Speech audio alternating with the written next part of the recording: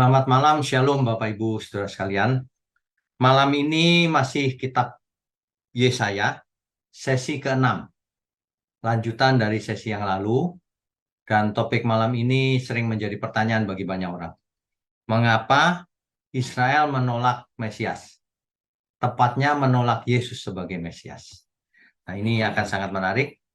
Kita ikuti ya Bapak Ibu. Untuk itu mari kita berdoa lebih dahulu. Mari kita tundukkan kepala. Bapa kami yang di surga, berikan kami hikmat, marifat, agar kami boleh mengerti dan merasakan kebenaran firman-Mu. Supaya kami boleh hidup seturut kehendak Tuhan di dalam kebenaran. Mohon pakai mulut hamba-Mu untuk menyampaikan kebenaran ini. Hanya di dalam nama Tuhan Yesus kami berdoa. Amin. Oke, baik. Malam ini sesi ke-6 kitab Yesaya. Dengan topik mengapa Israel menolak Mesias. Oke, kita lanjutkan. Ya, lebih tepatnya itu mengapa ketika itu di zaman Yesus, Israel menolak Yesus sebagai Mesias. Nanti kita bahas di zaman sekarang juga. Ya, kita mulai dari zaman itu dulu.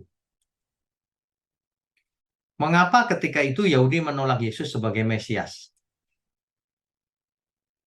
Bapak Ibu perlu kita ingat bahwa di zaman Yesus, orang-orang Yahudi itu sedang di dalam penjajahan Romawi, diperlakukan tidak adil, diperlakukan dengan keras, ya. Jadi mereka sedang mengharapkan kedatangan Mesias, di mana Mesias itu akan mengusir penjajahan Romawi, mengusir Romawi dari Yerusalem maupun dari seluruh tanah perjanjian.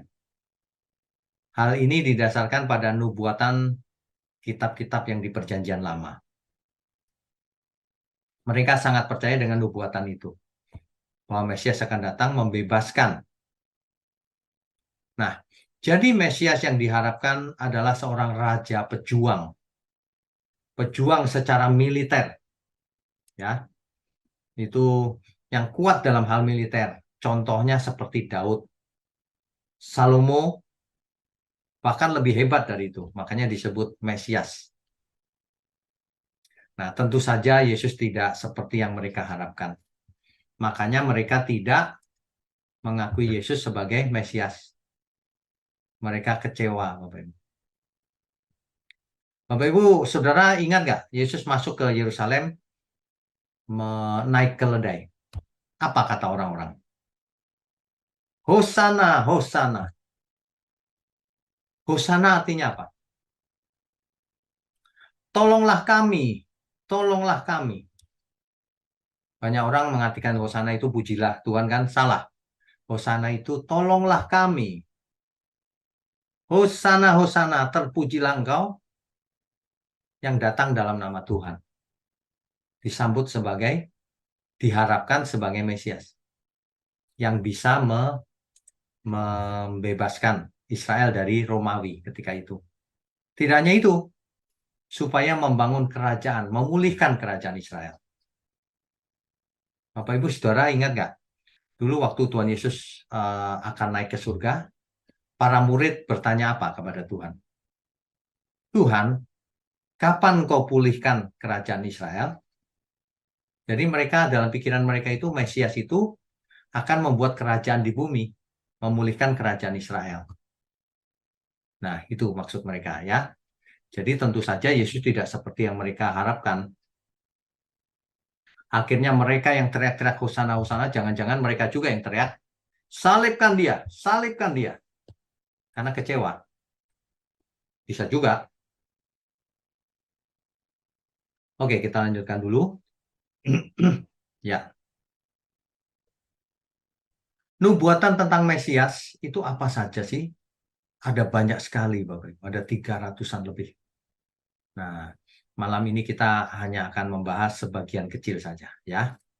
Contohnya Yeremia ayat 20, pasal 23. Ayat 5 dan 6. Saya bacakan ya. Sesungguhnya waktunya akan datang, demikianlah firman Tuhan, firman YHWH, bahwa aku akan menumbuhkan tunas adil bagi Daud. Bahwa YHWH akan menumbuhkan tunas adil bagi Daud. Tunas adil ini kita tahu konteksnya adalah Mesias. Ya, bentar saya kasih warna.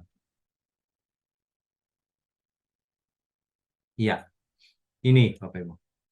Konteksnya adalah Mesias. Mesias itu dari keturunan Daud. Semua orang tahu. Ia akan memerintah sebagai raja yang bijaksana dan akan melakukan keadilan dan kebenaran di negeri. Itu yang mereka harapkan. Dalam zamannya Yehuda akan dibebaskan dan Israel akan hidup dengan tentram. Dan inilah namanya yang diberikan orang kepadanya. YHWH keadilan kita. Jadi Sang Mesias akan disebut YHWH keadilan kita. Lalu siapa YHWH yang di sini? Firman YHWH. Tentu saja Allah Bapa. Makanya ayat ini membuktikan bahwa YHWH itu Allah Bapa sebenarnya. Sang Mesias atau kita kenal kemudian Yesus disebut YHWH keadilan kita. Ya. Nah, Yesus ketika itu bukan seperti yang dinubuatkan ini, yaitu akan memerintah sebagai raja yang bijaksana dan akan melakukan keadilan dan kebenaran di negeri. Negeri mana? Yehuda. Jadi mereka berpikir Yesus itu jadi raja di bumi, gitu, ya, raja di Israel, sehingga Israel menjadi aman, hidup tentram. Begitu, saudara. Nah, jadi dengan demikian, maka Yesus tampil mengecewakan orang Yahudi, tidak sesuai nubuatan itu. Ya. Nah, ini contoh lagi. Yesaya 11 ayat 1 sampai 10. Coba kita baca ya, Yesaya pasal 11. Yesaya pasalnya yang ke-11, coba kita baca. Ayat 1 sampai 10, Saudara. Suatu tunas akan keluar dari tunggul Isai. Mesias itu keturunan Isai. Dan taruk yang akan tumbuh dari pangkalnya akan berbuah. Keturunan Isai atau menantunya Isai. Bisa juga. Ya. Ayat 2. Roh Tuhan akan ada padanya. Roh hikmat dan pengertian. Roh nasihat dan keperkasaan. Roh pengenalan dan takut akan Tuhan. Semuanya masih cocok semua. Tetapi ketika kita sampai di ayat 6, serigala akan tinggal bersama domba, dan macan tutul akan berbaring di samping kambing. Anak lembu dan anak singa akan makan rumput bersama-sama, dan seorang anak kecil akan menggiringnya. Ayat 7, lembu dan beruang akan sama-sama makan rumput. Lembu dan beruang akur, saudara. Dan anaknya akan sama-sama berbaring. Sedang singa akan makan jerami seperti lembu. Ayat 8.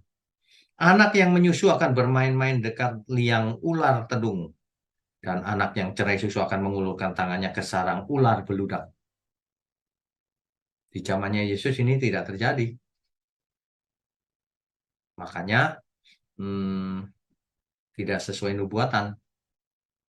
Mereka benar-benar percaya bahwa Mesias itu kalau datang, di samping membebaskan Yahudi dari penjajahan Roma, membuat negeri tentram, juga membuat surga di bumi. Bayangkan, beruang bisa sama-sama dengan lembu, ya, domba dan macan tutul, anak bayi atau anak balita main-main dengan ular tedung, ular beludak, itu suasana seperti surga gitu ya. Nah, Bapak Ibu perlu tahu, saudara, orang Yahudi itu hermeneutiknya kebanyakan adalah secara harafiah. Kalau ini diartikan harafiah, maka zamannya Tuhan Yesus belum terjadi. Begitu ya. Coba kita lanjutkan dulu. Ya. Ya. Jadi Mesias yang diharapkan Jadi orang-orang Yahudi itu mengharapkan seorang raja pejuang seperti Raja Daud, bahkan lebih hebat. Seorang pemimpin yang akan membebaskan orang-orang Yahudi dari penjajah dan memulihkan kerajaan Israel. Bahkan menciptakan surga di bumi. Ini luar biasa nih, harapannya seperti itu. Sebab ayat-ayat itu diartikan secara literal atau harfiah. Nah, Yesus bukan Mesias semacam itu pada kelahirannya di bumi. Nanti kedatangannya kedua, ya benar. Ya, itu pun bukan di bumi ini. Yesus bahkan bukan menyelamatkan secara fisik. Ia pun mati akhirnya. Dihukum mati di kayu salib. Itulah sebabnya Yesus ditolak oleh bangsanya zaman itu. Karena tidak sesuai dengan nubuatan. Orang-orang Yahudi mengharapkan Mesias ketika mereka mengalami kehancuran Yerusalem dan dibuang ke Babel. Ketika mereka ada di Babel, mereka rindu balik ke Yerusalem, ke tanah yang dijanjikan Tuhan, mengembalikan kerajaan Israel. Makanya mereka mengharapkan adanya Mesias, Sang Juru Selamat.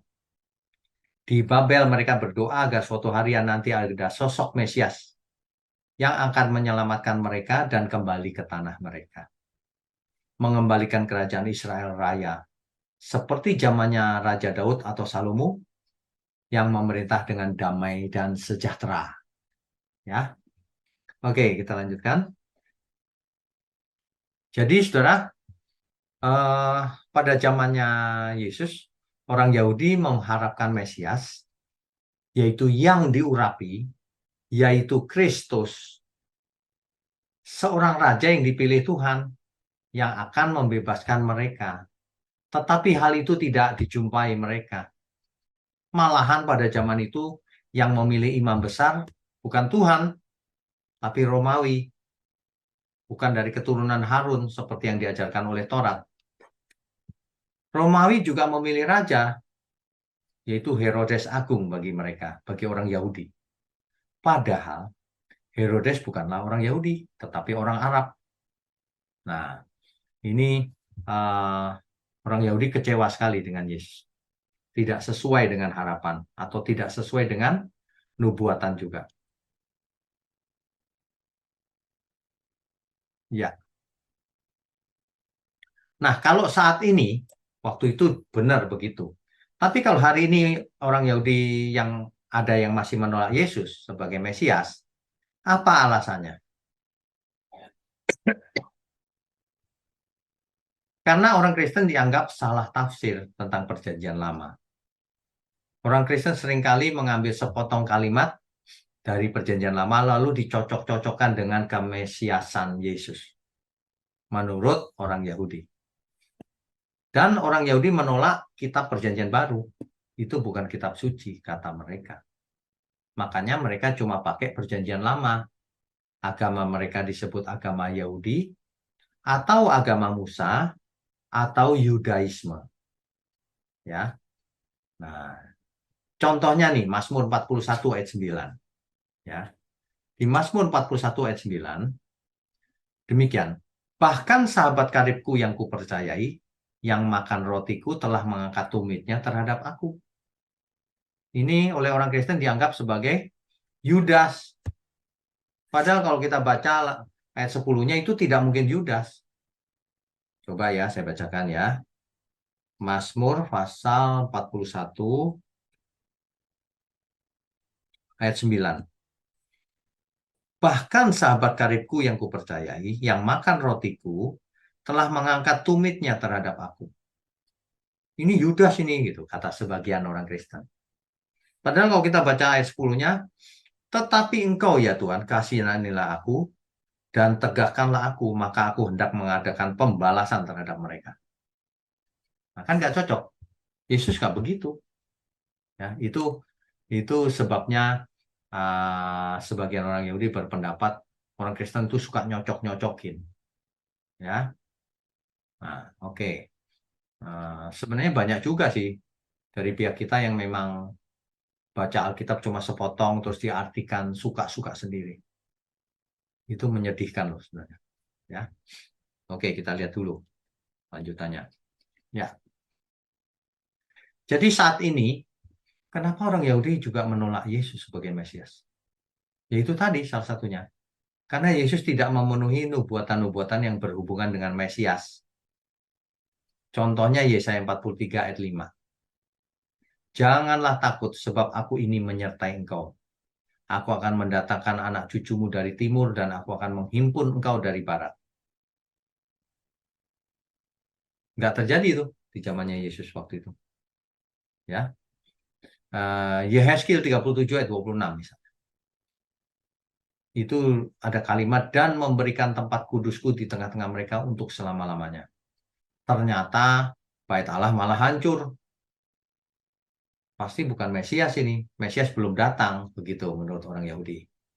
Ya, di Yesaya 26 ayat 19, ya Tuhan, lalu di tengah-tengahnya ada kalimat mayat-mayat mereka akan bangkit pula. Sebab embun Tuhan ialah embun terang dan bumi akan melahirkan arwah kembali. Akan terjadi kebangkitan. Ternyata di zamannya Yesus tidak ada kebangkitan. Jadi bukan Mesias ini, gitu menurut orang Yahudi. Mereka tidak tahu bahwa kebangkitan itu nanti kedatangannya yang kedua kali. Ya, tapi kalau menurut Yesaya, menurut mereka harusnya ketika Mesias datang, Yesus datang ternyata tidak. Berarti makanya itu bukan Mesias kata mereka. Ya, oke. Apalagi, misalnya Yesaya 2 ayat 4 dan 11 ayat 6 misalnya. Bangsa tidak akan lagi mengangkat pedang terhadap bangsa. Tidak ada lagi perang, padahal ada perang terus. Nah, terus Zakaria 14 ayat 9. Maka Tuhan akan menjadi raja atas seluruh bumi. Pada waktu itu Tuhan adalah satu-satunya dan namanya satu-satunya. Nggak cocok dengan uh, Yesus di sini. Raja seluruh bumi.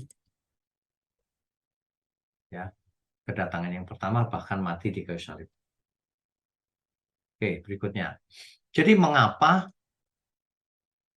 saat ini Yahudi menolak Yesus sebagai Mesias? Minimal ada 4 ini, saudara. Orang Yahudi waktu itu hidup di bawah penjajahan Romawi yang kejam, sehingga mengharapkan Mesias sebagai juru selamat militer yang membebaskan dari penjajahan Romawi dan memulihkan kerajaan Israel menjadi raja di bumi. Tapi Yesus tidak jadi raja di bumi. Malah Yesus berkata, kerajaanku bukan di bumi ini. Jadi orang Yahudi bilang, bukan Mesias. Gitu. Yang kedua, ajaran Yesus sebagai anak Allah dianggap bidat oleh orang Yahudi. Karena menyimpang dari ajaran monoteisme. Bapak Ibu Saudara perlu ingat ya, pengakuan iman orang Yahudi itu Shema Israel itu, bahwa Shema Israel, Tuhan itu Allah kita, Tuhan itu Esa, satu. Ya, nah itu sebabnya. Yang ketiga, perbedaan tafsir perjanjian lama oleh orang Yahudi dan orang Kristen beda. Yesus dianggap tidak mengenapi nubuatan tentang Mesias. Yang keempat, perjanjian baru dianggap bukan kitab suci oleh orang Yahudi. Ya, oke, kita lanjutkan dulu. Ya, faktanya bagaimana? Nah, yang penting faktanya. Kebenaran sesuai fakta. Ternyata banyak nubuatan di perjanjian lama digenapi di perjanjian baru oleh Yesus. Faktanya begitu. Kalau cuma 1 atau 2 yang digenapi, itu kebetulan bisa. Tapi kalau 300 nubuatan digenapi pada satu orang pada pribadi Yesus, maka itu tidak mungkin kebetulan. Coba saja saudara adakan cocok-cocokan pada siapa pribadi yang lain. Nggak bisa cocok. Hanya Yesus yang memenuhi, yang menggenapi semua nubuatan itu. Bahkan di kitab perjanjian baru, Yesus sendiri yang mengkonfirmasi apa yang dinubuatkan oleh di perjanjian lama. Dan di perjanjian baru secara eksplisit menyatakan bahwa Yesus adalah Mesias, anak dari yang terpuji. Maksudnya anak Allah. Oke, kita lanjutkan dulu ya. Ya, ini contohnya. Bapak Ibu nanti saudara bisa baca diulang ya. Nanti bisa baca pelan-pelan. Ini contohnya. Mesias dilahirkan dari seorang perawan. Dinubuatkan di Yesaya 7 ayat 14. Dijelaskan di minimal dua ini. Matius 1, 23 dan Lukas 1 ayat 31, 34 sampai 35. Dikatakan Mesias akan melayani di Galilea. Yesaya 9 ayat 1 sampai 2. Digenapi di Matius 4 ayat 13 sampai 17. Itu maksudnya Yesus gitu. Allah akan menyiapkan utusan mempersiapkan jalan bagi Mesias. Maleakhi 3 ayat 1. Ternyata itulah Yohanes Pembaptis. Bisa dibaca, saudara. Genapi, selalu penggenapannya di Perjanjian Baru. Lah kalau orang Yahudi tidak menganggap Perjanjian Baru itu kitab suci, nggak ada solusinya. Karena semua penjelasan penggenapan ada pada Yesus di Perjanjian Baru. Gitu ya. Mesias akan berkenan bagi Allah dan menerima roh Allah. Itu ada Yesaya 42 ayat 1. Digenapi di Matius ini dan ini ya. Saya cuma mau bacakan salah satu saja. Roh Tuhan Allah ada pada Mesias itu dinubuatkan di Yesaya 61 ayat 1 sampai 2. Coba saya bacakan ya. Yesaya 61 ayat 1 dan 2. Roh Tuhan Allah ada padaku. Oleh karena Tuhan telah mengurapi aku, Ia telah mengutus aku untuk menyampaikan kabar baik kepada orang-orang sengsara dan merawat orang-orang yang remuk hati, untuk memberitakan pembebasan kepada orang-orang tawanan dan kepada orang-orang yang terkurung kelepasan dari penjara. Ayat 2, untuk memberitakan tahun rahmat Tuhan dan hari pembalasan Allah kita, untuk menghibur semua orang berkabung. Ini ayat yang ditulis oleh Nabi Yesaya ini dibaca Tuhan Yesus dan digenapi oleh Tuhan Yesus. Lukas pasal 4 ayat 16 sampai 21.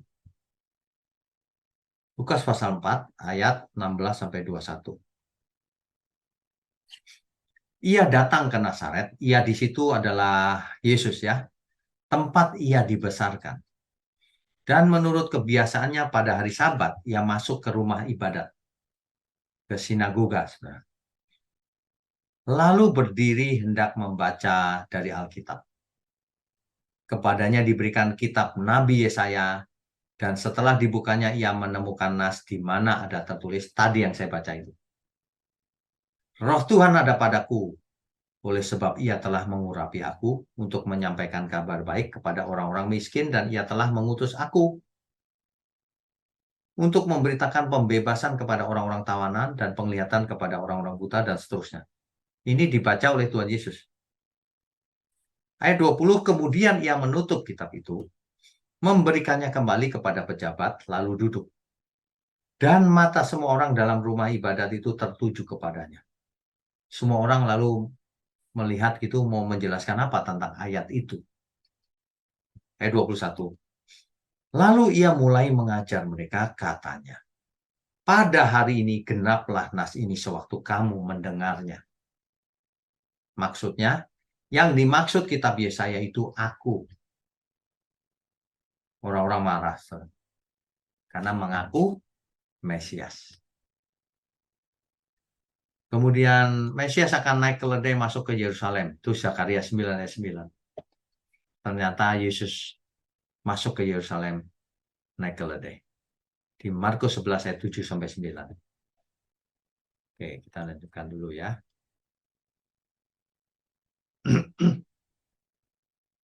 Di Mazmur 110 ayat 1 ini menarik nih. Mazmur 110 ayat 1. Oke. Perhatikan baik-baik Bapak Ibu. Mazmur Daud, demikianlah firman Tuhan Guru Besar, YHWH, kepada Tuanku. Kalau ini dalam bahasa Indonesia kurang bisa dimengerti. Kalau dalam bahasa Ibraninya, Mazmur Daud, demikianlah firman Adonai, kepada Adonai juga. Tuanku. Yang satu YHWH, yang satu Adonai kecil. Dan sang Adonai kecil ini dikatakan demikian, duduklah di sebelah kananku, di sebelah kanan YHWH. Sampai ku buat musuh-musuhmu menjadi tumpuan kakimu. Itu Mesias tuh. Ya. Nah, ternyata kita baca Matius 22, apa yang terjadi? Ayat 41 sampai 46. Ketika orang-orang Farisi sedang berkumpul, Yesus bertanya kepada mereka, katanya, apakah pendapatmu tentang Mesias? Anak siapakah dia? Kata mereka kepadanya, anak Daud. Orang Farisi tahu persis Mesias itu anak Daud. Katanya kepada mereka, kata Yesus kepada orang-orang Farisi itu. Jika demikian, bagaimanakah Daud oleh pimpinan roh dapat menyebut dia, Mesias itu tuannya, ketika ia berkata yang tadi itu, Tuhan telah berfirman kepada Tuanku, duduklah di sebelah kananku sampai musuh-musuhmu kutaruh di bawah kakimu. Jadi jika Daud menyebut Mesias itu Tuan, bagaimanakah mungkin ia juga anaknya Daud? Masa menyebut keturunannya sendiri Tuan?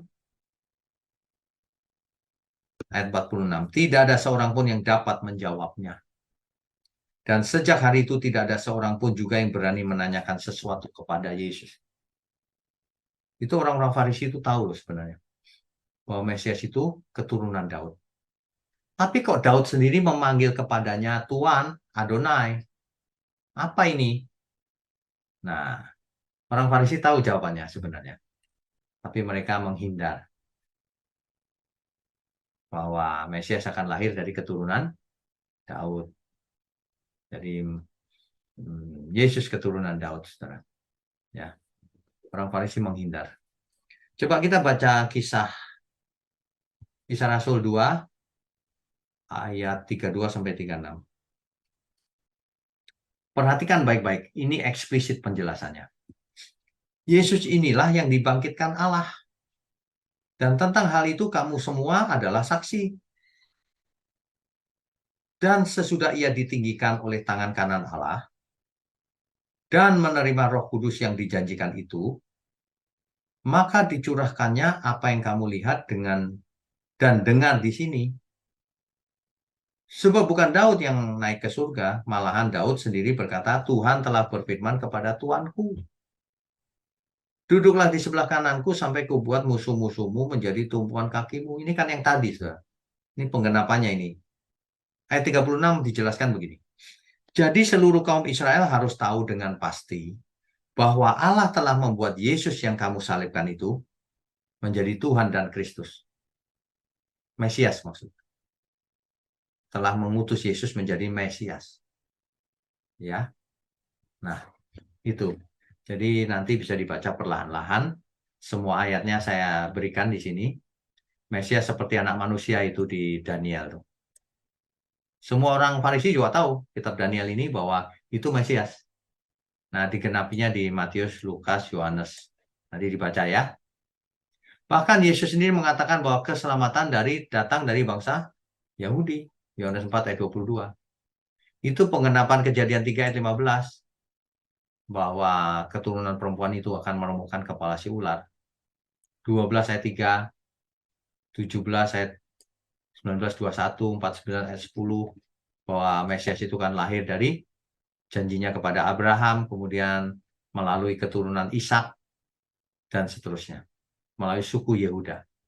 Ya. Yesus juga mengakui bahwa dirinya Mesias, anak dari yang terpuji. Itu Markus 14 ayat 61 sampai 62. Coba saya bacakan ya.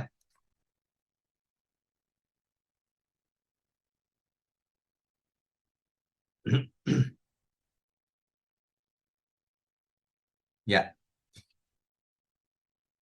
itu sebelumnya dikatakan imam besar itu bertanya kepada Yesus, tidakkah engkau memberi jawab atas tuduhan-tuduhan saksi-saksi ini terhadap engkau? Ayat 61-nya. Tetapi ia tetap diam dan tidak menjawab apa-apa. Imam besar itu bertanya kepadanya sekali lagi, katanya, apakah engkau Mesias, anak dari yang terpuji? Jawab Yesus ayat 62-nya. Akulah dia. Jadi Yesus mengaku, aku Mesias, anak dari yang terpuji, anak Allah. Dan kamu akan melihat anak manusia duduk di sebelah kanan yang maha kuasa. Dan datang di tengah-tengah awan-awan di langit. Yesus mengaku. Sesuai nubuatan, ya. Yesus mengaku dia duduk di sebelah kanan yang maha kuasa. Kitab Mazmur tadi juga berkata begitu kan?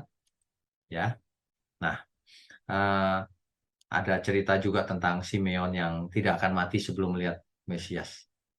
Begitu ia melihat Yesus, ia bersorak-sorai bahwa ya sudah melihat Mesias.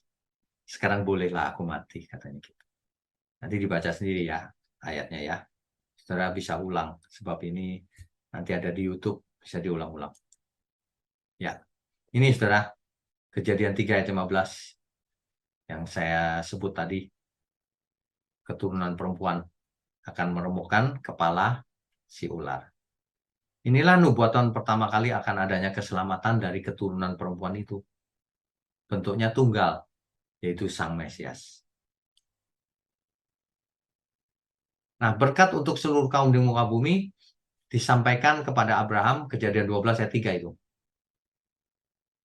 Sebagai kelanjutan dari Kejadian 3 ayat 15, jalurnya ke sana. Juga Yohanes 4 ayat 22, Yesus sendiri yang mengaku keselamatan datang dari bangsa Yahudi. Ya. Oke, kita lanjutkan. Ya. Nah, ketika itu Yesus berkata begini. Yohanes 5 ayat 39 sampai 40. Kamu menyelidiki kitab-kitab suci sebab kamu menyangka bahwa oleh menyelidiki kitab-kitab suci itu kamu mempunyai hidup yang kekal. Tetapi walaupun kitab-kitab suci itu memberi kesaksian tentang aku, namun kamu tidak mau datang kepadaku untuk memperoleh hidup itu. Saudara mengerti ya maksudnya ya? Orang Farisi itu menyelidiki kitab suci, dia tahu. Tapi walaupun kitab suci itu cerita tentang aku, kata Yesus, mereka nggak mau datang kepada Yesus. Mereka nggak percaya. Mereka nggak percaya, saudara. Dengan berbagai alasan. Ya, mereka nggak percaya. Ini perkataan Tuhan Yesus sendiri loh. Nah, itu. Berikutnya, ya. Makanya di Yohanes 8 ayat 24, Tuhan Yesus memperingatkan semua orang. Karena itu tadi aku berkata kepadamu bahwa kamu akan mati dalam dosamu. Sebab jikalau kamu tidak percaya bahwa akulah dia, kamu akan mati dalam dosamu. Jelas banget ini, Bapak Ibu. Ya. Nah, kalau kita sebagai orang Kristen, kita tahu gambar besar keselamatan itu seperti ini. Dimulai dengan penciptaan, tapi manusia jatuh dalam dosa, lalu dikeluarkan nubuatan pertama akan ada Mesias, ya, melalui jalurnya Abraham, Ishak, Yakub, kemudian bangsa Israel.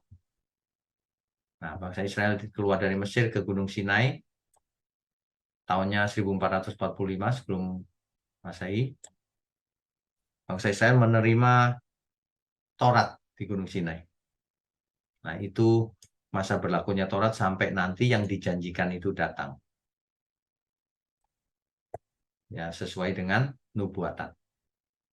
Setelah itu, inti Tauratnya tidak berlaku, tapi intinya tetap berlaku, yaitu hukum kasih. Berlaku selamanya. Selama-lamanya. Begitu, ini gambar besar keselamatan ya. Nah, kalau orang Yahudi yang tidak percaya Yesus, dia nggak sampai kepada Yesus, dia sampai di sini saja. Jadi mereka masih hidup di bawah hukum Taurat, tidak menerima Yesus sebagai Mesias. Akibatnya, kitab perjanjian baru pun tidak mereka terima, karena dianggap cara menafsirnya salah. Tidak sesuai konteks perjanjian lama. Beda konteksnya. Jadi dianggap salah oleh mereka. Ya. Oke, kita lanjutkan. Rabu depan kita akan lanjutkan dengan asal-usulnya setan. Oke. Ya. Jadi kalau kita mengerti sekarang mengapa banyak orang Yahudi menolak Yesus sebagai Mesias, ya karena itu mereka hanya berpedoman pada perjanjian lama, menolak perjanjian baru. Kenapa menolak perjanjian baru? Karena di zamannya mereka itu Yesus tidak seperti yang mereka harapkan. Itu. Nah, sedangkan kita percaya perjanjian baru adalah kitab suci. Makanya kalau kita pakai perjanjian baru sangat jelas. Orang boleh berkata apa saja, tapi Yesus mengaku akulah dia. Orang boleh pakai teori hermeneutiknya salah atau apa, tapi Yesus berkata, akulah dia. Akulah Mesias, anak dari yang terpuji. Kamu akan mati dalam dosamu kalau kamu tidak percaya bahwa akulah dia. Tuhan Yesus sendiri yang berkata demikian. Jadi semua teori hermeneutik dan sebagainya tidak diperlukan ketika Yesus langsung bicara apa adanya. Begitu. Ya. Oke, kiranya ini menjadi berkat dan menguatkan seluruh iman kita. Kita akan lanjutkan dengan diskusi dan tanya jawab. Sebentar saya buka dulu. Ya. Oke, silakan. Mulai dari Ibu Mariana, silakan Bu. Ya Pak, selamat malam Pak. Selamat malam. Pak, kalau mendengar penjelasan Bapak lagi ya, atau kita baca di Alkitab itu, bagaimana si orang Yahudi ini tidak percaya atau tidak menerima Yesus itu sebagai Mesias. Padahal kan zaman itu mereka sudah melihat banyak yang sudah dilakukan oleh Tuhan Yesus ya Pak ya. Ya. Nah, selain satu, mereka itu menerjemahkan secara harfiah. Kedua, tidak sesuai dengan ekspektasi. Terus apa juga karena bangsa itu tegar tengkuk ya Pak? Alasan utamanya karena tidak sesuai harapan dan salah tafsir tadi itu bisa juga. Gitu. Kalau dibilang tidak sesuai harapan kan memang pada saat itu Tuhan Yesus mungkin tidak berperang secara mengangkat senjata atau apa, tapi melihat dia menyembuhkan orang, membuat banyak mujizat, itu rupanya tidak cukup ya Pak ya buat mereka untuk percaya bahwa ini loh Mesias yang dijanjikan itu. Bahkan mereka curiga, Bu. Kalau mereka percaya mujizat itu datangnya dari Elohim, itu selesai. Kita nggak percaya. Ini jangan-jangan pakai kuasa setan gitu.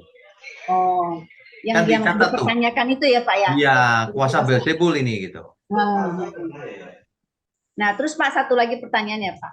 Dari sekian banyak ahli Taurat itu, apa nggak ada satupun ya Pak ya yang bisa melihatnya bahwa Mesias yang dijanjikan itu bukan secara harfiah yang untuk di dunia itu, tapi untuk yang nanti gitu Pak.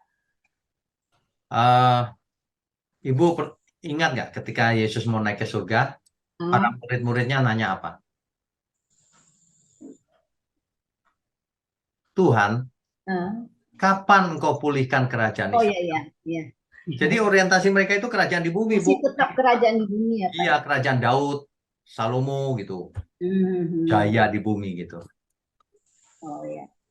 Jadi nggak ada itu pikiran nanti itu nggak ada.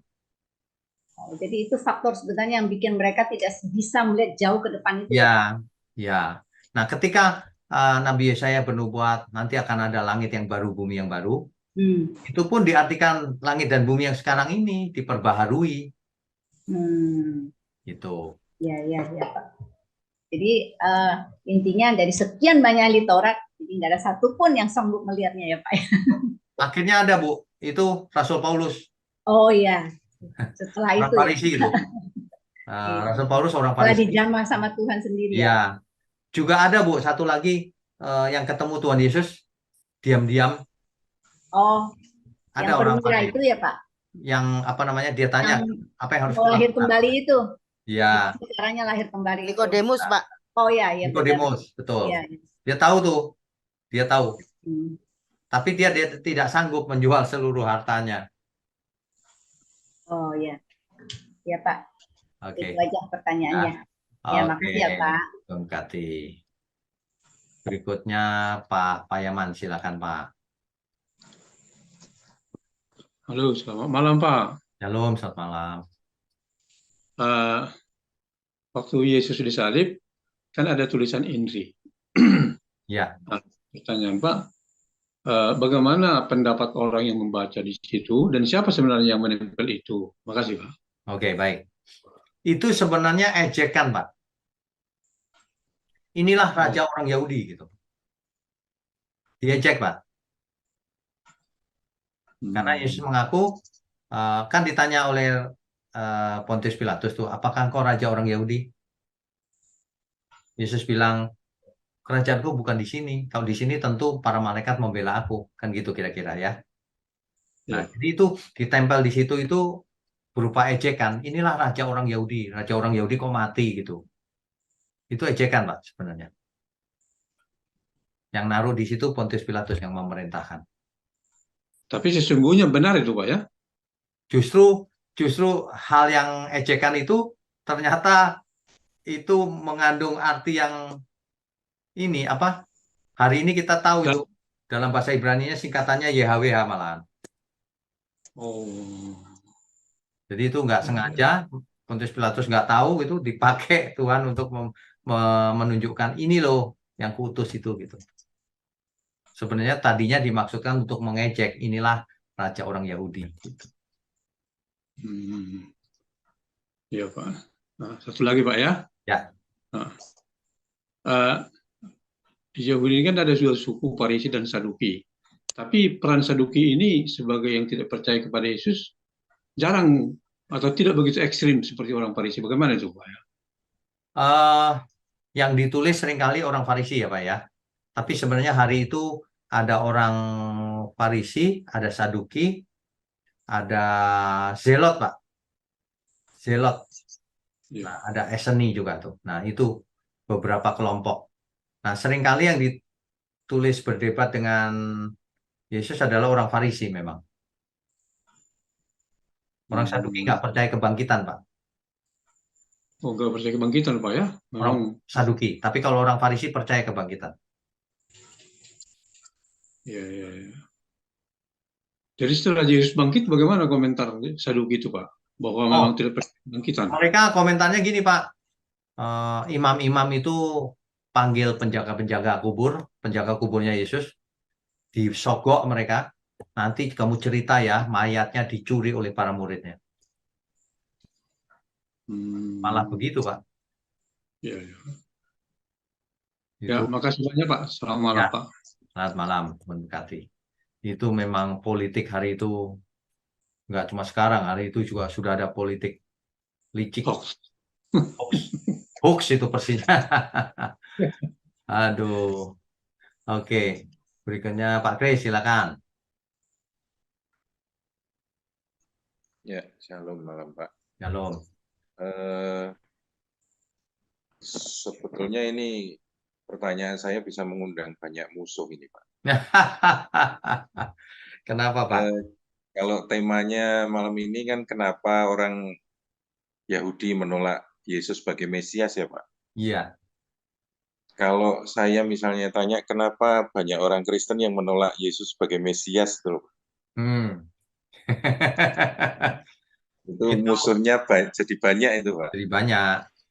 Karena Yohanes 17 ayat 3 berkata, inilah hidup yang kekal itu, yaitu bahwa mereka mengenal Engkau, satu-satunya Allah yang benar, dan mengenal Yesus Kristus yang telah Engkau utus. Kan, ya begitulah Pak, banyak.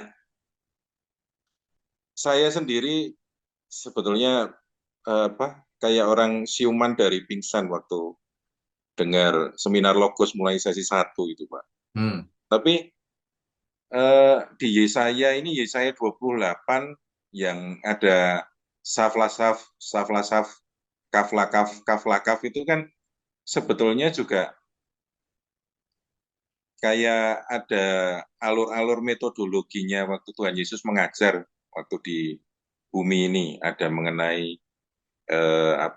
yang letih, lesu, berbeban berat, masuk ke peristirahatan, Ya, terus mengenai itu dan Elohim akan meletakkan batu penjuru, ya, terus nanti ada banjir yang melanda, kemudian tali sifat, itu water pass kalau bahasa Inggrisnya, ya. itu yang yang satu sedek, yang satu itu ya, kebenaran itu apa Pak? Satunya sedek saya lupa. Emet, bukan. Sadik, Keadilan dan kebenaran, ya kan dua itu. ya, Kan Tuhan Yesus mengingatkan kalau hidup keagamaanmu tidak lebih baik dari orang Farisi, di engkau kayu akan sune. ditolak Di ya. kayu sune. Ya. Nah, jadi sebetulnya di Yesaya 28 itu kan metodologinya waktu Tuhan Yesus ngajar, tapi kan sebetulnya poinnya di Yohanes 17 ayat 3 itu Pak. Inilah hidup yang kekal itu, yaitu bahwa mereka mengenal Engkau satu-satunya Allah yang benar dan mengenal Yesus Kristus yang telah Engkau utus. Ya, Saya sampai dengan terpaksa dalam tanda kutip angkat tangan untuk melayani salah satu gereja di dekat sini, kan saya kadang-kadang dipanggil untuk sharing firman. ya, Mereka sampai bilang, ini loh, Pak Eras itu bilang Tuhan Yesus itu cuma utusan. ya, Saya sudah coba menerangkan, coba dia dari sesi 1, gitu. Tapi setelah sekian kali membahas kayak gitu, orang ya Mesias, saya sebetulnya dari tadi Pak Wiknya terangkan itu, jangan-jangan banyak orang Kristen juga yang sebetulnya menolak format yang disediakan Allah Bapa untuk kita ini jalan yang harusnya kita tempuh. Aku adalah jalan, tidak ada yang bisa datang kepada Bapa kalau tidak melalui aku, kan itu Pak. ya, Lah, khawatirnya kan kalau sekarang jalannya itu kita anggap sebagai tujuan karena Tuhan Yesus dianggap sama, pribadi yang sama dengan Bapa, kan berarti yang harusnya jadi jalan kita kan itu dianggap itu sudah garis finish Pak. ya, Jadi menurut Pak Wiknyo, kalau saya tergelitik yang diajarkan Pak Wiknyo malam ini, saya justru khawatirnya malah jangan kita dari orang Kristen ini banyak yang menolak sebetulnya bahwa Yesus itu sebagai Mesias, karena kan Mesias itu kan bukan pribadi Adonai Pak, sebetulnya kan itu. ya, Justru yang saya khawatir itu, ini autokritik Pak, yang ya, kita sendiri. ya, Saya yang lebih khawatir itu Pak, kalau orang Yudaisme menolak Yesus sebagai Mesias, ya sudahlah gitu, saya pikir. ya, ya. Itu memang Tragisnya kalau orang Kristen sendiri itu loh Pak yang nolak, karena kan itu Yohanes 17 ayat 3 tadi itu Pak. Menurut Pak Wiknya gimana Pak? sebenarnya kalau ada orang mengatakan kok cuman utusan, orang itu aneh. Kenapa? Karena Tuhan sendiri yang berkata begini, Yohanes 20 ayat 21. Maka kata Yesus sekali lagi, damai sejahtera bagi kamu, sama seperti Bapa mengutus aku. Memang diutus Bapa. Iya, Demikian juga sekarang aku mengutus kamu. Lah kok ditambahin cuma utusan? Cumanya itu kan kau yang nambahin. iya Kita betul nggak Pak. ada ngomong cuma atas utusan. Nggak ada. Betul Pak. Ini utusan istimewa satu-satunya, nggak ada yang lain. Boro-boro kita mencapai 5% Nah, level yang dicapai Tuhan Yesus Pak. Sudah makanya tidak mungkin. Kok orang-orang cuma itu loh Pak? Nah, orang-orang itu sebenarnya ada kejahatan dalam hatinya. Orang Alkitab bilang utusan ditambahin namanya, cuma utusan. Ada cumanya. Itu meremehkan, Iya, mereka yang meremehkan, bukan kita. Kalau kita apa adanya, utusan. Utusan Bapa di surga. Ada utusan yang lain nggak ada. iya. Kan itu mestinya ya. Kalau Firman kita yang Mazmur tadi, Pak, Mazmur 110 ayat 1. Demikianlah betul, firman Adonai besar, betul. YHWH, kepada Adonai kecil, Mesias. Iya. Nah, Bapak kepada anak utusannya itu, kan gitu mestinya. Harusnya nggak ada masalah sih. Banyak orang Kristen itu aneh-aneh juga sih. Yesus itu ya Bapak, nah, gitu. Oh, Yesus kok Iya. Bapak? Oh, udah jelas beda, gitu ya. Iya, Nah, Pak. Kalau akulah jalan, tidak ada yang bisa mencapai Bapak selain melalui aku. Kita setting Google Map itu destination kita mau kemana, ke Nganjuk umpamanya, Pak. Baru disetting, tahu-tahu bunyi HP-nya. You have arrived at your destination. Kan kita bingung, Pak, loh. Jalannya baru mau dilalui, tapi kita dianggap sudah nyampe ke sudah tujuan. sampai. Iya, Iya, Pak, banyak, itu aja, Pak. banyak teologi yang meleset memang. Iya, Makanya kita ya harus ini sesuai Alkitab aja. ya resikonya itu, Pak, makin banyak dimusuhi orang. Ya, nggak apa-apa lah, Pak, nanggung. Kita sudah Iya, lakuin. Kalau itu, saya Pak. mungkin biasa aja, nggak apa-apa. Yang Ya, penting kalau disampaikan sesuai Alkitab begini. Ngerti nggak? Nggak ngerti ya sudah. Gitu aja. enggak, khotbahnya Pak Wirnya memang ngopok-ngopok soalnya, Pak. Ngomong-ngomong ya Pak, kemarin soal gereja ya. Iya. Tapi dengan begitu enggak ada abu-abu, Pak. Kayak Ya, stop itu sayurannya di bawah, kuah bening di atas gitu sekalian itu, Pak. ya gitu aja dah. Nah, Iya. jadi udah intinya gini, saudara mau ikut siapa gitu aja deh. Iya, jangan suam-suam kuku itu. Iya, harus clear. Iya, Pak. Hmm, Makasih, Pak. Tuhan berkati. oke, Tuhan berkati. Berikutnya, Bu Indien mau tanya apa? Ya Pak, sudah lama saya nggak tanya loh Pak. Ya silakan. Ini Pak, saya mau tanya, itu kan berarti kalau dari Yesaya dinubuatkan bahwa nanti tadi apa tuh yang binatang-binatang buas bisa bersisian dengan binatang yang tame gitu ya. Ya, Itu berarti tuh kita bisa bilang bahwa surga itu nanti kayak gitulah, tidak ada binatang yang buas yang memangsa seperti yang sekarang ini terjadi gitu ya Pak ya. ya, ya, betul. Sama seperti ini, Bu. Waktu Adam mula-mula sebelum jatuh dalam dosa, kan kita nggak mendengar tuh ada binatang buas makan ini makan itu kan nggak ada, Iya. gitu. Ya soalnya saya fobia sama ular sih Pak. Hmm, ya, Jadi ya. agak ngeri juga gitu. Nah, terus menyambung dari siapa Pak Kris tadi, itu benar Pak. Memang kemarin saya tuh sudah selama ini saya tuh nahan loh. Kalau misalnya ada orang nebar paku lah istilahnya ya, di komen-komen jawabnya nggak enak itu, saya udah diam. Tapi kadang-kadang saya tergelitik. Kemarin saya jawabin. Jadi em, nggak masuk akal gitu. Mereka bilang Bapak itu Yahweh, YHWH. Lalu anak itu YHWH, Roh Kudus itu YHWH, lalu Yesus itu sama dengan YHWH, YHWH sama dengan Yesus. Nah, kan ruwet, Pak. Ya Tapi itu kalau kan, dibilangin begitu nggak mau. Terus sekarang saya tanya, Yesus berdoa sama siapa? Kan jadi nggak apa ya bahasa Jawa itu nggak mokal gitu loh, Pak. ya Nah, nggak nyambung, ya nggak iya. cocok. Nah, terus apa mereka tuh nanti menuduhnya ke kita apa namanya bahwa kita itu pagan, Pak. Tuhannya dua. Loh, kamu nih Kristen tapi kok nggak mengenal konsep Mesias gitu kan? Ya, Nah, terus satu lagi tuh biasanya ini mereka sebenarnya kan bilang katanya oh, Alkitab itu tidak mungkin multitafsir. Alkitab itu ditafsirkannya pasti benar ini. Terus saya bilang, kalau kamu menyerang begini, kan kebanyakan menyerang Pak Eras, menyerang Pak Wigno, menyerang ya kita jemaat-jemaatnya gitu kan Pak. Saya ya, cuma ya. tanya, kamu sudah nyerang ini ke orang Katolik belum? Atau kamu udah nyerang ini ke orang Advent belum?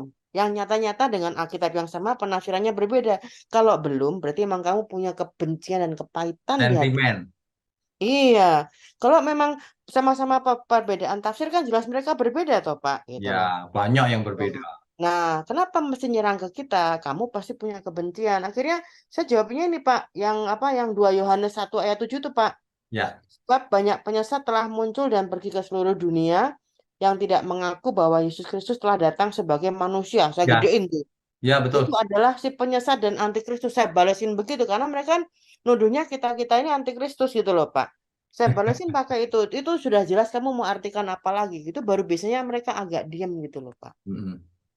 Itu saya cuma sharing aja, mungkin bisa dipakai untuk Bapak Ibu yang lain kalau misalnya pas kita lagi kerasa ya kadang-kadang kita masih memang ngomong, cuman memang tidak perlu terbawa ke perdebatan yang terlalu serius sih. Itu Ya, aja sih Pak ya, dari saya Pak. ya, terima Ya, kasih mari kita sebaiknya. selamat berjuang saling menguatkan Pak. Ya, kita kita bawa santai saja, Bu. Iya, cuma kadang-kadang kan mereka tuh kasarnya minta ampun. Saya sampai bilang, Memang, ini Kristen. Saya tuh Kristen, saya bilang begitu. Bu, saya kasih tahu ini ya, Bu, triknya ya, Bu. Mm, mm-mm. Kitab Amsal menulis, Bu, biarlah orang bodoh Menasihati. mempertontonkan kebodohannya. Iya, Jadi mereka komen kasar-kasar gitu, jangan dihapus, biarin iya, aja. iya, iya, Biar dia menontonkan mukanya mereka yang sebenarnya. iya, Anak Allah tidak mungkin begitu. iya, Teologi yang makanya, benar tidak mengajar seperti itu. Itu aja. iya, Hah? Nggak pernah loh kita betul. asar ngomongnya, nggak ada. Iya, rasanya malu kok Pak. Kita mau Malu, nulis baca sendiri lagi. Loh, kok aku malu. ngomong begitu? Itu Iya, jangan sampai kita baru ngetik aja saya hapus. Ih, ini terlalu kasar, nggak boleh gitu. iya. Jadi kita Malu. nggak Tapi ada mereka nggak elemen. malu, Bu, karena memang nggak Enggak. punya malu. Iya, itu kalau saya bilang sudah bukan cuman kesetanan tapi keiblisan kalau saya bilang. Itu Oke. aja Pak. Terima Ya, kasih banyak terima Pak. kasih, Selamat Tuhan malam. berkati. Berikutnya Pak Irwan, silakan Pak. Shalom Pak Rino. Shalom. Um, ya, saya ingin bertanya mengenai timeline yang Bapak tunjukkan itu. Oh ya, Kalau hukum Taurat itu diberikan waktu Sinai itu, ya, bagaimana kita menginterpretasi sebelumnya, sebelum ada hukum Taurat, dan juga meskipun sewaktu ada Yesus, banyak orang yang mungkin tidak menyangkal dengan tidak mengetahui. Apakah kita selalu bilang kadang-kadang ya Holy Spirit ada di dalam hati atau hukum Taurat ada di dalam hati lah gitu maksudnya. ya. Apakah kita bisa bilang sama juga dengan orang-orang yang waktu zaman Yesus itu yang mungkin mereka hanya tidak menyadari gitu, atau yang sebelumnya Sinai itu uh, pasti mereka banyak yang baik toh dalam arti hukum Taurat dalam hati. Demikian juga dengan orang-orang di dunia lain yang tidak pernah melihat Yesus Betul. pada waktu itu. Baik, Bagaimana interpretasi demikian, Pak? Terima kasih. baik. Kita harus baca kitab Roma pasal 2 dari ayat 12 sampai 16. Saya bacakan ya, Pak. Ya, Pak. Terima kasih. Roma pasal 2 ayat 12. Sebab semua orang yang berdosa tanpa hukum Taurat, artinya orang yang tidak punya hukum Taurat tapi berdosa akan binasa tanpa hukum Taurat. Nggak perlu hukum Taurat juga untuk binasanya dia. Dan semua orang yang berdosa di bawah hukum Taurat, orang yang punya Taurat tapi berdosa, akan dihakimi oleh hukum Taurat. Adil kan? Ya. Ayat berikutnya. Karena bukanlah orang yang mendengar hukum Taurat yang benar di hadapan Allah, tetapi orang yang melakukan hukum Taurat lah yang akan dibenarkan. Iya dong, masa yang dengar ya, yang melakukan. Ya. Ayat berikutnya, apabila bangsa-bangsa lain yang tidak memiliki hukum Taurat, nah ini Pak, jelas nih, ada bangsa lain yang tidak punya hukum Taurat, oleh dorongan diri sendiri itu jelas punya kehendak bebas. Teologi yang mengatakan manusia nggak punya kehendak bebas pasti salah. Ayat ini sudah jelas. Bangsa lain lagi yang nggak punya Taurat. Oleh dorongan diri sendiri melakukan apa yang dituntut oleh hukum Taurat. Tidak mencuri, tidak berzina, hormati orang tua dan seterusnya. Maka walaupun mereka tidak memiliki hukum Taurat, mereka menjadi hukum Taurat bagi diri mereka sendiri. Sebab dengan itu mereka menunjukkan bahwa isi hukum Taurat ada tertulis di dalam hati mereka. Dan suara hati mereka turut bersaksi dan pikiran mereka saling menuduh atau saling membela. Artinya apa? Artinya orang yang punya Taurat dihakimi menurut Taurat. Orang yang nggak punya Taurat dihakimi menurut Taurat yang ada di hatinya. Apa itu? Perbuatan nurani. Gitu Pak. Ya, Pak. Ya, Jadi Pak. sebelum Sinai tetap orang dihakimi. Tetap. Masalahnya cuma Taurat atau Taurat yang di hati. Sebenarnya ujungnya cuma gini Pak. Apakah Tuhan berkenan apa enggak? Gitu aja. Ya, ya, Pak. Terima kasih, Pak. Oke, Tuhan berkati. Berikutnya Pak Konstan Nara, silakan. Shalom Pak Widyo. Shalom. Selamat malam Pak. Selamat malam. Pertanyaan saya tadi sudah diuraikan sama Pak Kris tadi semua Pak. Oh, Cuma saya mau bertanya satu hal saja Pak. oke. Mengenai Yohanes 17 ayat 3. Yohanes Saya 17 agak, ayat 3. Ya. ya, kan kalau perikopnya ini kan katanya doa Yesus. Ya.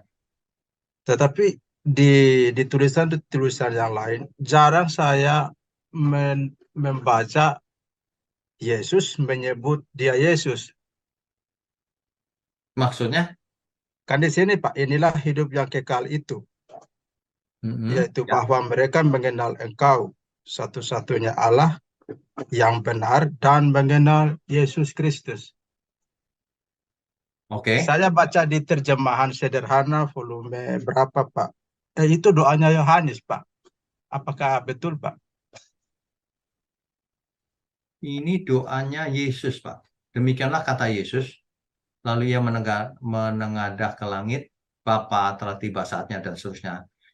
Sama seperti Engkau telah memberikan kepadanya, dan seterusnya, dan seterusnya. Inilah hidup yang kekal itu, bahwa mereka mengenal Engkau satu-satunya, dan mengenal Yesus Kristus. Oh ya, oke. Yang ayat 3 ini bisa juga ini tulisan atau doanya Yohanes. Ya. Masalahnya apa, Pak?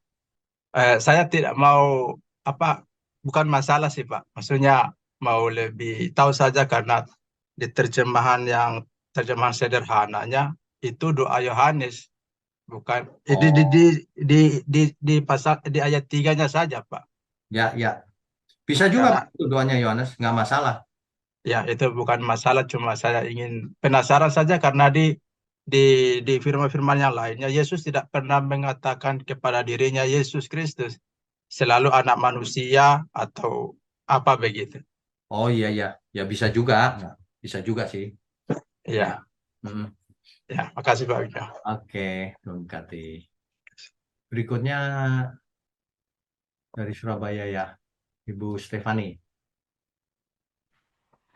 Silakan. Ya, selamat malam, Pak. Selamat malam. Ya, Pak, saya cuma ingin tanya aja. Ini kalau berarti sekarang yang imam-imam orang Israel saat ini nih apa enggak murni dari suku Lewi ya, Pak ya? Kalau gitu. Oh, baik. Jadi keimaman suku Lewi itu sudah tidak terlalu apa ya namanya ya? Sudah tidak diikuti 100% juga. Bahkan di zamannya Yesus, imam-imam itu dipilih oleh Romawi, bukan keturunan Lewi lagi, udah dipilih sembarangan aja sama Romawi. Nah, kalau hari ini Bait Allah sudah tidak ada. Jadi nggak ada juga imam yang namanya imam seperti imam dulu itu, imam besar dan sebagainya, sudah nggak ada. Karena Bait Allah juga sudah tidak ada. Makanya saya berkata persepuluhan sudah tidak ada juga. Oh, imam Lewinya siapa? Memangnya berhak? Tidak, kecuali di Bait Allah. Bait Allahnya tidak ada. Gitu. Ya, terus yang kedua nih Pak, ini kan banyak orang Israel yang masih belum percaya sama Tuhan Yesus. Itu Ya. saya cuma ingin tahu apa mereka tetap dapat keselamatan kekal ya, karena kan bagaimanapun mereka kan tetap umat pilihan Allah dari dulu, walaupun banyak yang masih belum percaya Tuhan Yesus. Apa mereka masih tetap pasti dapat keselamatan kekal tuh ya Pak? Umat pilihan belum tentu selamat. Di Hosea 4 ayat 6, umatku binasa karena tidak mengenal Allah. Dan buktinya banyak orang Israel di waktu keluar dari Mesir mati di padang pasir karena tegar tengkuk kan, nggak selamat. Nah, hari ini mereka pasti dihakimi menurut Taurat. Karena mereka umat pilihan, hukumnya Taurat. Gitu. Kalau kita hukumnya Injil, kasih karunia. Menurut saya begitu.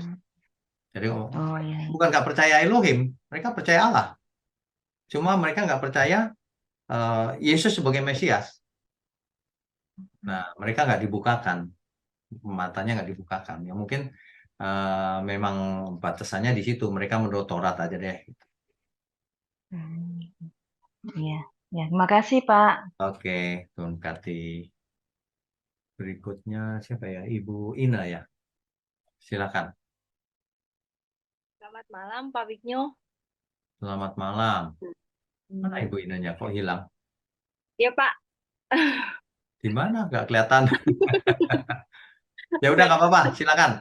Yuk. Begini, Pak. Tadi kan Bapak jelasin kalau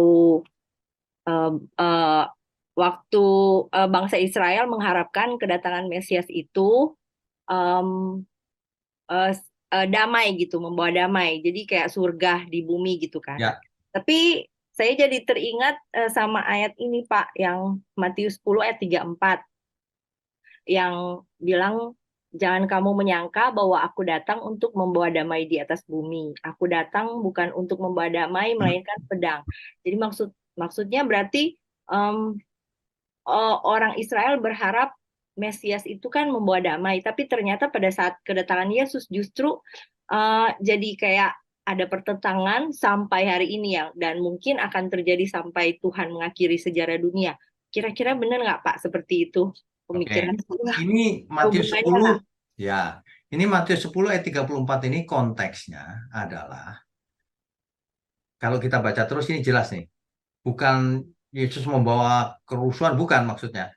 Tapi dengan adanya Yesus maka satu keluarga bisa pisah tuh. Satu percaya, satu tidak misalnya. Di ayat 35-nya jelas tuh. Sebab aku datang untuk memisahkan orang dari ayahnya, anak perempuan dari ibunya, menantu perempuan dari ibu mertuanya. Kalau tidak sejalan, itu bisa jalan sendiri-sendiri, misah. Nah, itu konteksnya. Bukan mau perang atau apa, bukan. Konteks ini adalah konteks bahwa orang bisa bermusuhan seisi rumah gara-gara satu ikut Tuhan Yesus, yang lain enggak. Nah, gitu. Itu konteksnya itu kalau kita baca terus. soalnya Ayat 37 jelas tuh, ayat 37. ya. Barang siapa mengasihi bapa atau ibunya lebih daripadaku, ia tidak layak bagiku. Artinya kita harus mengasihi Tuhan melebihi semuanya. Tapi nggak boleh kurang ajar sama orang tua, tetap mengasihi. Cuma lebih mengasihi Tuhan, gitu loh maksudnya. Itu. Ya, soalnya kan kayaknya begitu Tuhan datang, kayak kacau terus istilahnya gitu loh. Kayak ada pertentangan terus, kayak jadi nggak ada damai kan gitu. Justru Tuhan Yesus ini kan membawa damai sebenarnya. Marilah kepadaku semua yang letih lesu berbeban berat, aku akan memberikan kelegaan bagimu. Kan gitu ya, bukan aku akan bikin kamu sengsara atau apa, kan enggak. Nah, konteksnya yang penting. Ini maksudnya adalah bahwa ada risiko kalau ikut Tuhan Yesus, dibenci oleh keluarga sendiri bahkan. Itu maksudnya. Oh ya, Ya. ya Pak. Terima kasih Pak, Tuhan berkati. Oke, Tuhan berkati. Terakhir, Pak Samuel. Ya. Malam Pak Wignyo. Malam. Loh. Dia mau klik pindah sebentar. Mana Pak Samuelnya? Ada Pak. Ada ya, oke ada. Malam Pak, mau tanya. Jadi bangsa Israel kan percaya Mesias, cuman tidak percaya kalau Tuhan Yesus Mesiasnya gitu Pak ya. Betul, mereka mengharapkan Mesias. Betul, masih mengharapkan. Berarti menurut dia yang pegang perjanjian lama itu orang Yahudi, menurut mereka dari perjanjian lama itu Mesiasnya kapan datang dan hubungannya dengan akhir zaman bagaimana Pak ya?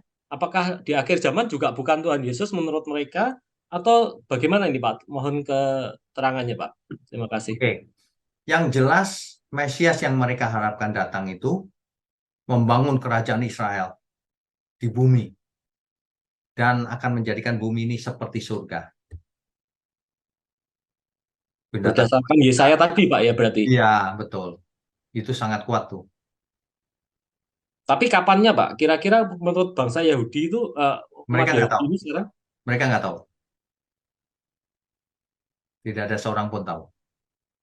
Kira-kiranya kapan mereka juga tidak ada perkiraan? Tidak ada perkiraan. Oh. Terus tentang akhir zamannya bagaimana Pak hubungannya Pak? Akhir zamannya mereka tidak jelas. Perjanjian lama nggak bicara soal akhir zaman kan? Kecuali mimpinya Nebukadnezar. Nah, ya kan mereka percaya perjanjian lama, apakah tidak ada yang berpikir untuk mengaitkan dengan itu Pak? Ya, kalaupun mereka mengaitkan dengan itu tetap nggak nyambung. Nyambungnya kemana? Kalau kita sampai ke perjanjian baru nyambung tuh ceritanya. Oh, ternyata begitu gitu. Kalau nggak sampai perjanjian baru, nggak nyambung tuh cerita itu. Gantung. Oh, berarti blunder sebetulnya mereka, Pak ya. Bukan blunder, gantung. Gantung ya, nggak tahu kejelasannya gitu, Pak ya. Arahnya Belum kemana tidak sampai tahu, ujung. Pak ya.